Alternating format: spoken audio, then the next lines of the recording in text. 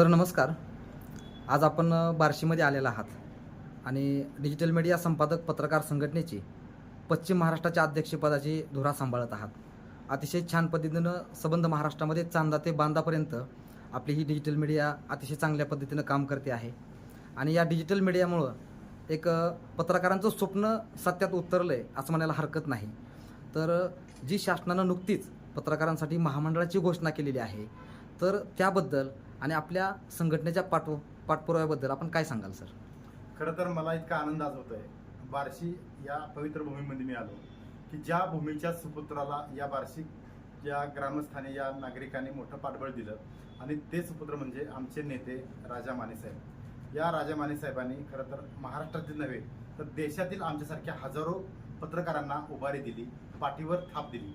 अशा राजा माने साहेबांच्या गावामध्ये मी आज आलेलो आहे. खरं तर मला इतकं बरं वाटतंय की इथला सुपुत्र खरं तर देशात नव्हे तर अगदी देशाच्या बाहेर सुद्धा या साहेबांचं नाव आहे. आणि दुसरा मुद्दा, राजा माने साहेबांनी डिजिटल मीडिया संपादक पत्रकार संघटना जी सुरू केली, या पत्रकार संघटनेच्या माध्यमातून आज 6,000 पेक्षा जास्त यूट्यूब आणि वेब पोर्टलचे संपादक एकत्र करून ही सर्वात मोठी, देशातील सर्वात मोठी संघटना ही डिजिटल मीडिया संपादक पत्रकार संघटना काम करते आहे. खरं तर महाबळेश्वर इथं पहिलं अधिवेशन घेण्याचं आम्हाला भाग्य मिळालं आणि या अधिवेशनात मुख्यमंत्री एकनाथ शिंदे यांनी शब्द दिला होता आम्हा सर्व संपादकांना, पत्रकारांना आणि विशेषतः राजा माने साहेबांनी सांगितल्यामुळे हा शब्द दिला की पत्रकारांना ठोस असं काहीतरी महामंडळ किंवा दुसरं काहीतरी देण्याचा आम्ही प्रयत्न करतोय. आणि तो शब्द मुख्यमंत्री आणि दोन्ही उपमुख्यमंत्र्यांनी खरा करून दाखवला. दुसरं अधिवेशन कोल्हापूर या ठिकाणी झालं, कनेरी मठामध्ये. यावेळी महाराष्ट्राचे उपमुख्यमंत्री अजितदादा पवार यांची प्रकट मुलाखत झाली आणि यावेळी सुद्धा या प्रकट मुलाखतीमध्ये अजितदादा पवार यांनी सुद्धा राजा माने साहेब आणि आमच्यासारख्या 5,000 ते 6,000 संपादकांना यावेळी ठोस आश्वासन दिलं की आम्ही डिजिटल मीडियाच्या पत्रकारांना आम्ही ठोस काहीतरी आम्ही देतोय असं सांगितलं आणि तेच सत्यात उतरवलं. 10 दिवसापूर्वीच आता महामंडळ स्थापन केलं. याचं सर्व आणि सर्व श्रेय सन्माननीय राजा माने साहेबांना जातं आणि खरं तर आम्हाला अभिमान आहे. मी पश्चिम महाराष्ट्राचा अध्यक्ष जरी असलो तरी खरं तर माने साहेबांच्या हाताखाली आम्ही काम करतोय ह्याच्यापेक्षा मोठं समाधान काही नाही. पद हे नाममात्र आहे, मात्र माने साहेब सांगतील ते धोरण आणि ठरवतील ते धोरण आणि बांधतील ते तोरण हे आम्ही आत्मसात करतोय. नक्कीच सर, आपण सांगितल्याप्रमाणे महाराष्ट्रातील हजारो पत्रकार आणि संपादक माने साहेबांच्या दाखवलेल्या मार्गावरती चालत आहेत. येणाऱ्या काळामध्ये नक्कीच माने साहेबांच्या माध्यमातून संपूर्ण पत्रकारांचं सोनं झाल्याशिवाय राहणार नाही, यातील मात्र शंका नाही. परंतु मला आणखीन एक प्रश्न विचारायचा होता की संबंध देशभरामध्ये डिजिटल मीडियाचं अधिवेशन आत्तापर्यंत कुठेही झालेलं नव्हतं. आपल्या संघटनेचं पहिलं अधिवेशन हे महाबळेश्वर येथील पुस्तकाचं गाव भिलार या ठिकाणी अतिशय उत्कृष्ट पद्धतीनं 3-4 मंत्री, अनेक क्लास 1 अधिकारी, महाराष्ट्रातील कानाकोपऱ्यातून अनेक संपादक, पत्रकार आले होते. अतिशय उत्कृष्ट असं झालं. दुसरं अधिवेशन कोल्हापूर येथे झालं, ज्या ठिकाणी महाराष्ट्राचे उपमुख्यमंत्री अजितदादा पवार यांच्या समवेत छत्रपती शाहू महाराज, अनेक बडे दिग्गज या ठिकाणी येऊन गेले. तर तिसऱ्या अधिवेशनाची संबंध महाराष्ट्राला उत्सुकता लागलेली आहे, तर त्याबद्दल आपण काय सांगाल?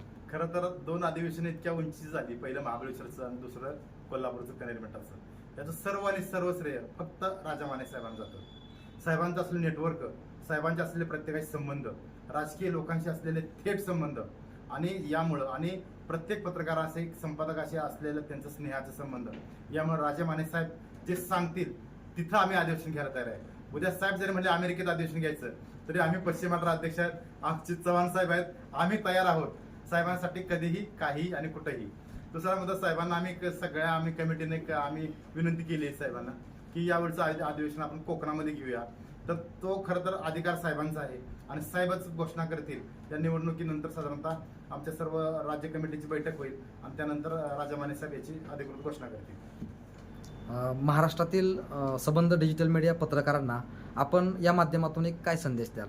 खरं तर मी डिजिटल मीडियाच्या सगळ्या संपादकांना, पत्रकारांना एक विनंतीपूर्वक मी तुम्हाला सांगतो, आपल्याला असं एक नेतृत्व मिळाले राजा माने साहेबांच्या माध्यमातून की ते सर्वसमावेशक आहेत आणि साहेबांना ग्राउंड टू अर्थ पूर्णपणे सगळ्या गोष्टीची माहिती आहे. कशा पद्धतीनं चॅनल्स चालवली पाहिजेत, कशा पद्धतीनं जाहिराती मिळाल्या पाहिजेत आणि कशा पद्धतीनं आपला ग्रोथ केला पाहिजे. खरं तर संघटना आपल्या महाराष्ट्रात अनेक आहेत, मात्र राजा माने साहेबांचं वैशिष्ट्य असं आहे की त्यांचे संबंध हे प्रत्येकाशी आहेत आणि महत्त्वाचं म्हणजे डिजिटल मीडिया पत्रकार संघटनेमध्ये सर्व पत्रकारांनी इथं काय यावं याचं मी तुम्हाला सांगतो. एक पश्चिम महाराष्ट्र अध्यक्ष म्हणून मी तुम्हाला सांगतो. राजा माने साहेबांचं एक वैशिष्ट्य असतं, आपला कुणालाही विरोध नाही, आपली कुणाशी स्पर्धा नाही, कुठल्याही संघटनेशी आपली स्पर्धा नाही, कोण आपला शत्रू नाही. यामुळं कुठल्याही संघटनेचा कुणीही सभासद असेल तर आमच्याकडं सभासद हा चालतो. मात्र तो आमचे आम्ही कमिटी मेंबर म्हणून आमची माफक अपेक्षा आहे की तो सैनिक फक्त आणि फक्त माने साहेबांच्यावर निष्ठा ठेवणारा असावा, एवढीच माफक अपेक्षा आमची आहे. आणि खरं तर मी सगळ्या पोर्टलवाल्यांना, यूट्यूब चॅनल्सवाल्यांना आणि सगळ्यांना विनंती करतो की राजा माने साहेबांसारखं नेतृत्व आणखी कसं पुढे जाईल. किंबहुना मी एक मागणी करणार आहे.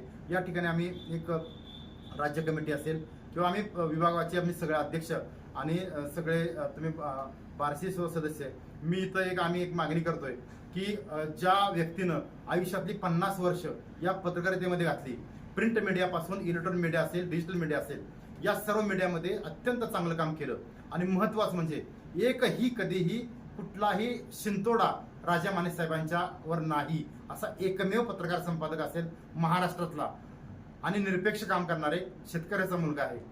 या माने साहेबांना महामंडळाचं अध्यक्षपद मिळावं अशी मागणी आम्ही सर्वजण बार्शीचे तर आहोतच, मात्र समस्त महाराष्ट्रातल्या 5,500 युट्यूब चॅनल संपादक, वेब पोर्टल सगळ्यांच्या वतीनं आम्ही मागणी करतोय की पत्रकार जी महामंडळ आहे त्या महामंडळाचं अध्यक्षपद हे राजा माने साहेबांना द्यावं, म्हणजेच मंत्रिपदाचा दर्जा त्या महामंडळाला आहे आणि हे पद त्यांना मिळावं आणि त्यांचाच फक्त अधिकार आहे या मंडळाचं अध्यक्षपद मिळावं अशी मागणी आम्ही सर्वजण बार्शीचे तर आहोतच, मात्र समस्त महाराष्ट्रातल्या 5,500 युट्यूब चॅनल संपादक, वेब पोर्टल सगळ्यांच्या वतीनं आम्ही मागणी करतोय की पत्रकार जी महामंडळ आहे त्या महामंडळाचं अध्यक्षपद हे राजा माने साहेबांना द्यावं, म्हणजेच मंत्रिपदाचा दर्जा त्या महामंडळाला आहे आणि हे पद त्यांना मिळावं आणि त्यांचाच फक्त अधिकार आहे या महामंडळाचा खरं तर खुर्चीवर बसण्याचा.